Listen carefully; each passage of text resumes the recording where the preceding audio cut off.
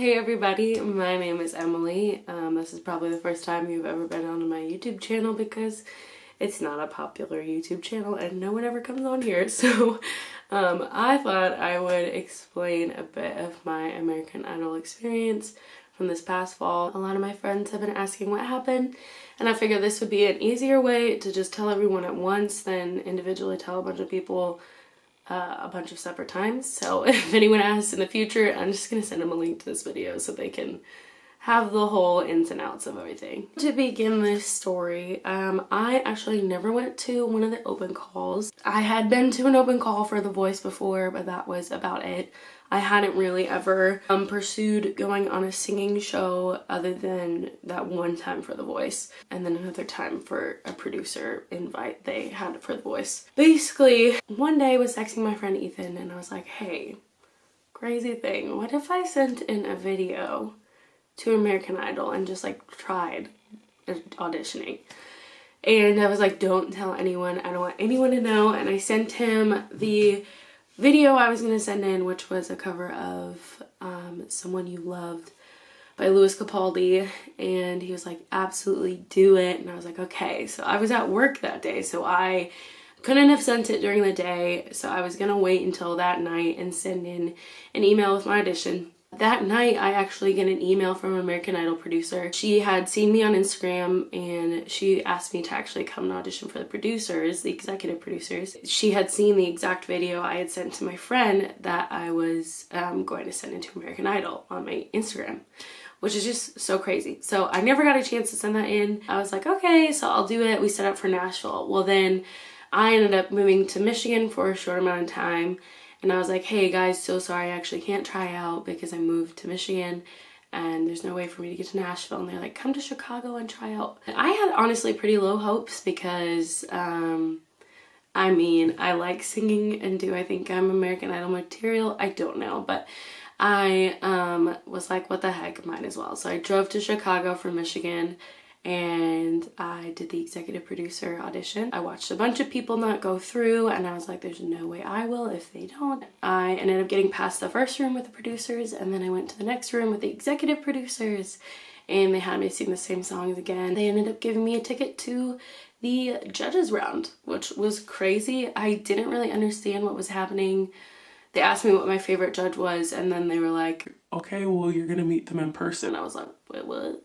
And I didn't understand that they were saying like that I had gotten through to the judges round. So then I asked the guy who was escorting me to the next room if I had gotten through, and he said, I don't know, I just walk people around. So then I was texting my family and I'm like, I don't know, like I think I got through to the judges round, but I'm not 100% sure. Then they're like asking me my life story and videoing what songs I did that day for the audition. Once they like were taking my pictures and asking my story, I realized, okay, like I really did get through. They asked me where I want to audition, and I say DC because it's the closest for me in South Carolina because I was moving home. They're like, okay, we'll see you soon. And I didn't really, they didn't really tell me at that time when the audition was, so I assumed it was like in 2 months or something.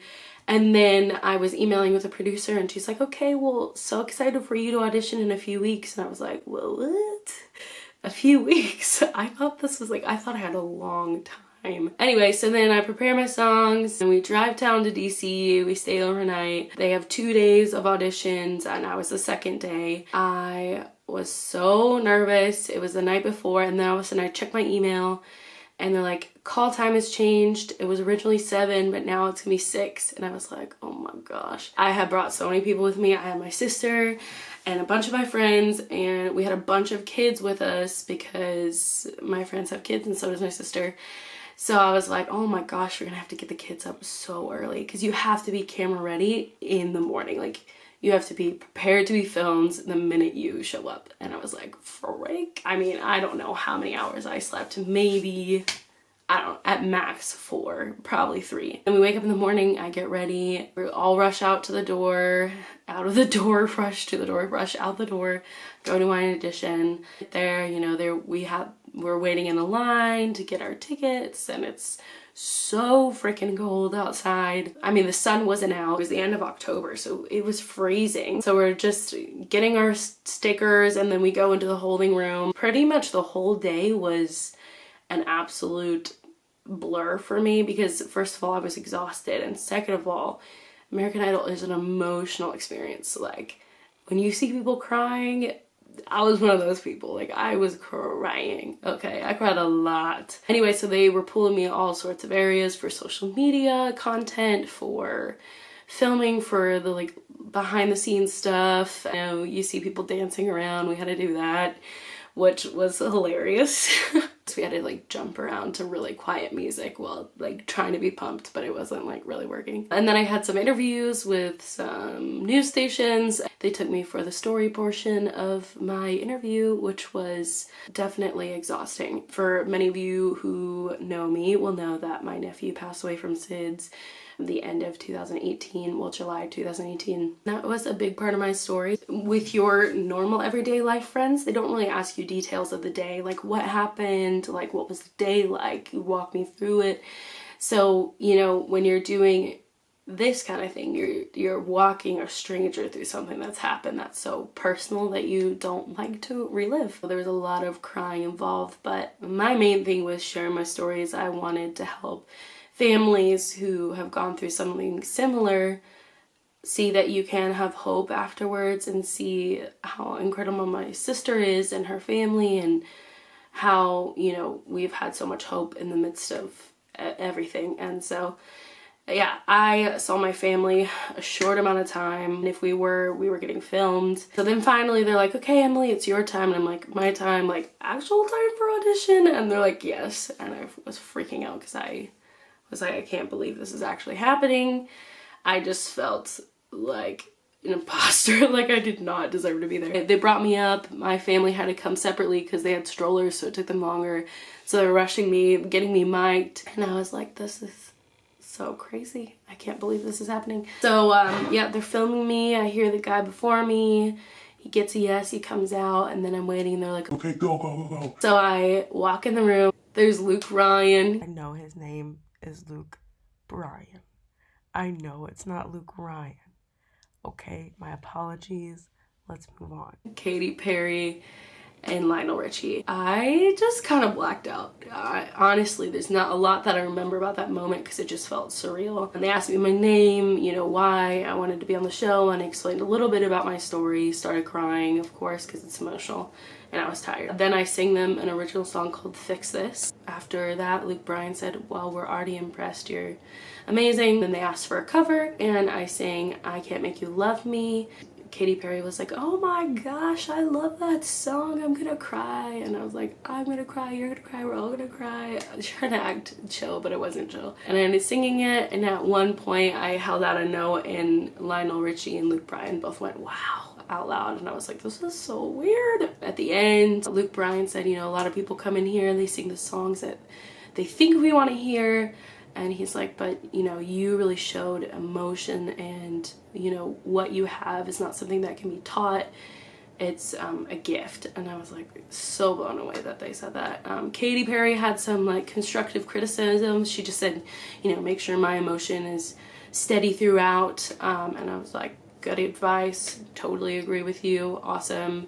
And then Lionel Richie said, well, Emily, can't wait for the day that we hear you sing a happy song, but I think even then you'll be able to make it sound sad. And I was like, sick. Honestly, something my friends tell me all the time. I got 3 yeses from the judges. I didn't really know what to do after that, so I kind of like panicked and stood there crying. And then I was like, am I supposed to come up there? And they're like, yes. So then I took my golden ticket, shook everybody's hand, went outside. My family was out there, and we all just like started bawling right away. I got 3 yeses to go to Hollywood. So crazy. There's a lot of people that go through the 166 of us Hollywood week, so a lot of people didn't get shown, and you know, that's totally fine. I was one of those people, and that's okay. I totally understand. And we had a really crazy, still long day of filming, a lot to get done. At the end of the day, I was exhausted. It was a great experience and amazing.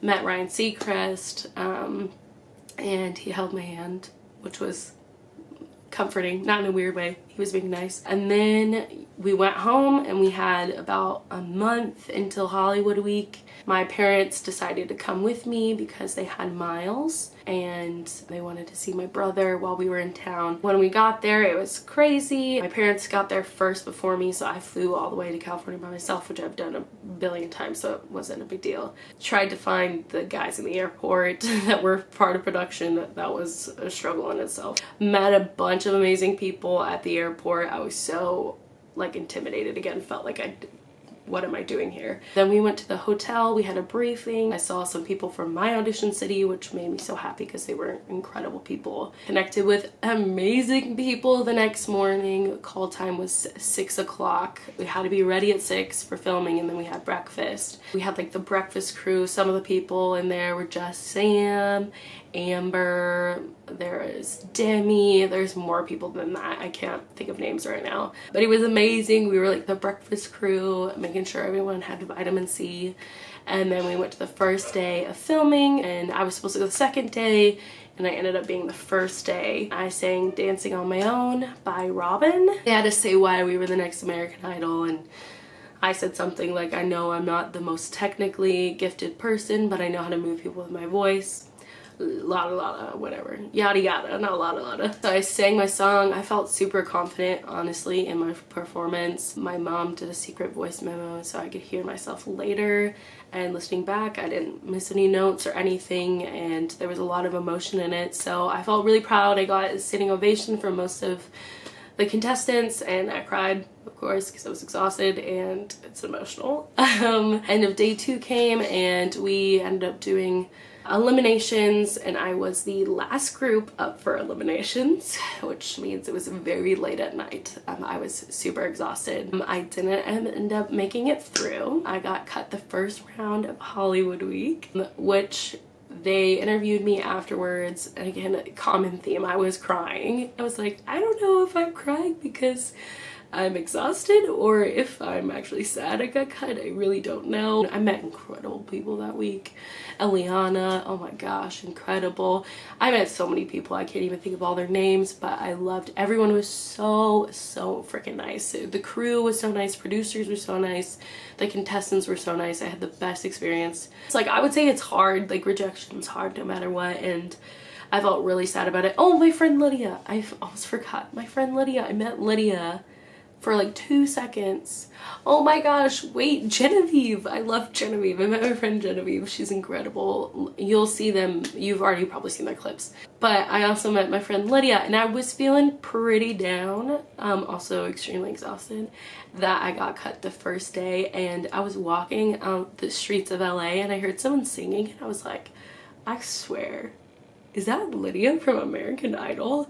And we were not staying near the hotel or anything, and it turned out to be Lydia, and we ended up singing together on the streets of LA for like a solid 2 hours or more. We got coffee together with her dad and my parents, and it just like made me feel so much better. I felt like more positive, and now Lydia and I are still friends. We have songwriting sessions. We did a show together back in the end of January, I think it was. I would say no matter what happened with the experience, I don't regret doing it because of the people that I met. I think it showed me I'm capable of more than I realized.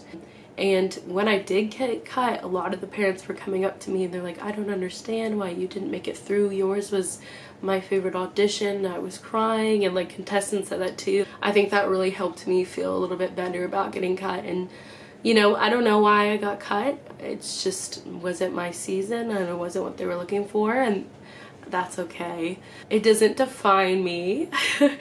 But, you know, I definitely had to work through some stuff after I left of, you know, not feeling good enough or that my voice wasn't good enough. But at the end of the day, there could be a million reasons why I didn't get picked, and it's okay. And like I said, I've met incredible people through it, made amazing friendships, and again, in a way, I believe in myself more than I did before, and what gift I have, and I sang in front of celebrities, which is weird. Overall, really great experience. I don't know if I would do it again. If they asked me to, I would probably consider it, but yeah, I just wanted to explain what my process was like auditioning for American Idol. If you have any questions or you want tips and tricks on how to get ready for your audition, let me know in the comments and I would be more than happy to help you out. Or you can follow me on Instagram and DM me on there or comment on there. Anyway, I know this video is super long, but I hope you guys enjoyed me talking about my experience. If you want me to talk about anything else,